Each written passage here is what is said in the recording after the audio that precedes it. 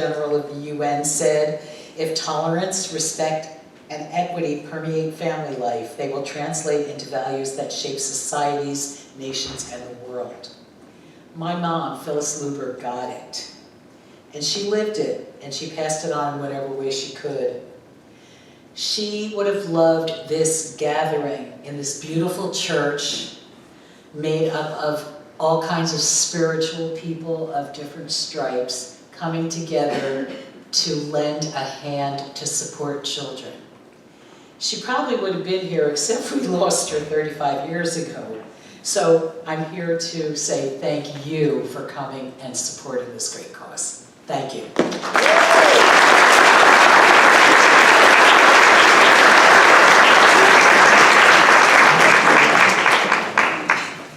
Wow, it's just run the gamut. We've had laughter and tears and advocacy and oh my gosh. So our last speaker is Rachel.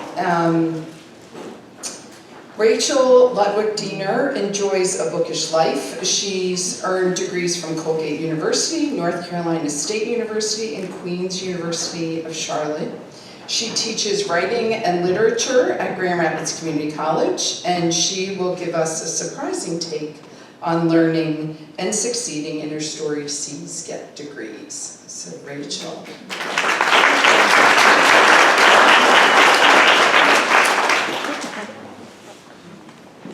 Hi everyone, thank you for being here.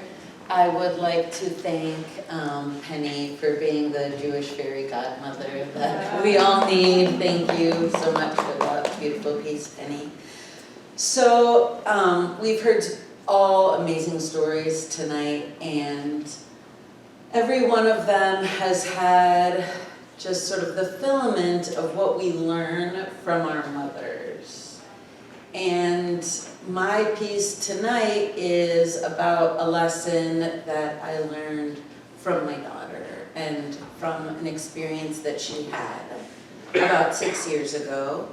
I have 3 children, but this is about my oldest daughter. Her name is Tali, and she is an absolutely magical creature.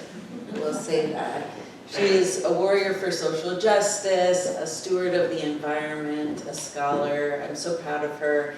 And I'm excited to share this piece that I wrote about her road test. My daughter Tali learned a lesson that most dudes have got down by 4th grade. I'll tell you, but I don't think you're gonna believe me. You probably won't believe me. Here it goes. You can screw up and still get what you want. You don't have to get an A+ in order to be successful. You can get a C or even a D and pass the course or the test or whatever. I'm serious. If my Tali's road test were an essay in English 101, there would have been a comma splice in the very first sentence. The title would have been hackneyed, something like title or essay number 1.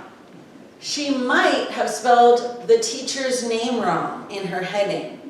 The in-text citations would have been spotty, neither APA nor MLA, sort of a hodgepodge, and the transitions would have been awkward. Think using nevertheless when she should have written additionally. That essay would have been clumsy, and she would have perpetrated those errors that really irk a writing teacher.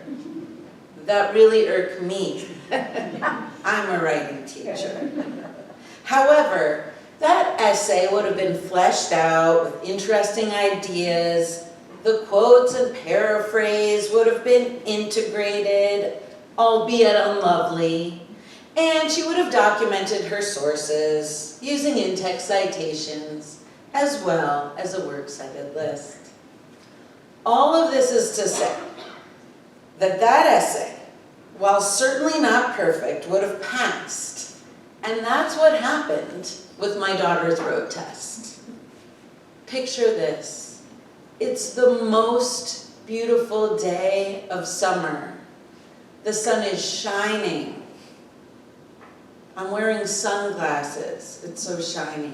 The sky is so blue, like this dress, so blue. And I am riding in the back seat while my kid takes her road test. Now, I could tell you the play-by-play of the road test, but really, what I think is more illustrative of what this experience was like was the silent texting that I was doing from the back seat with my husband. And I want to clarify that I have not edited any of this text exchange to make me look any better. In fact, I don't think I could look any worse. Me, this is fucking agony. She has the wipers on, and I am sure that she cannot turn them off. She hit the cone while parallel parking. My husband, fingers crossed. Me, I am dying. She is doing the driver's part with the wipers on. If she fails because of this, I will lose my mind. My husband. And now, me. She still has the wipers on. I want to die. My husband. How is her driving? Me. Okay, I guess he hasn't corrected her. My husband. I didn't realize it would take this long. Me, I will need a special beer tonight. Or 10. My husband, okay, we can do that. Me, she just got a warning about following too close. She keeps looking behind her and taking her eyes off the road.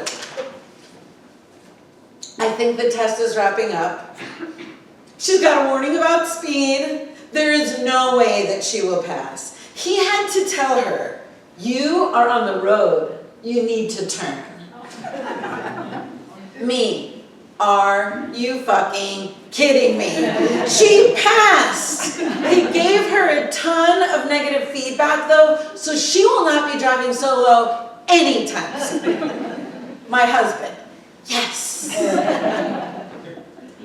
It's weird to say that I was not immediately happy to hear that my child passed her road test. It's weird.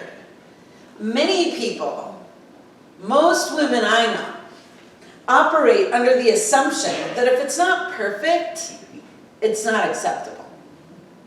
And Tali's road test was not perfect by any measure. She had the windshield wipers on the whole time. God, it still hurts to say that. Today, 6 years later, it hurts me. But it was good enough. She passed. It has taken me a long time to learn it. But I'm coming to understand that we don't have to be perfect.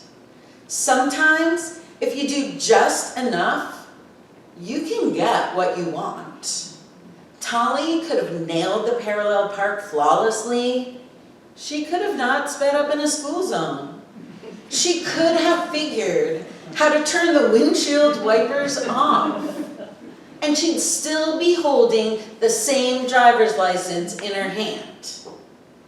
A pass is a pass is a pass. C's get degrees. I'm so glad that she learned this lesson. We are so tied up in how we measure up.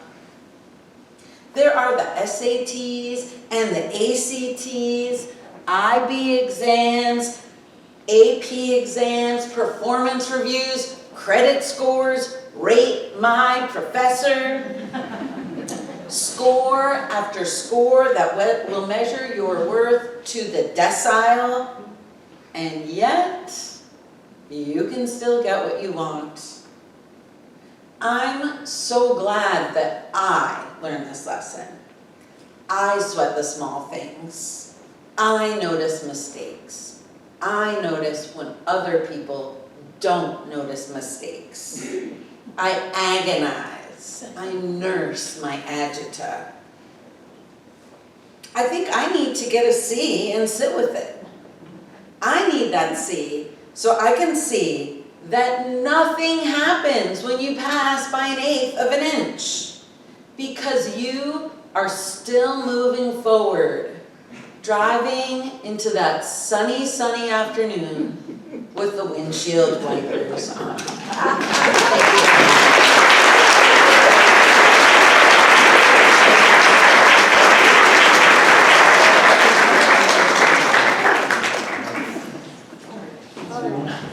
What a great note to end on. This was so much fun, and thank you for sticking with us. Thank you, Rachel, for ending on such a high note. Let's give a round of applause to all our students.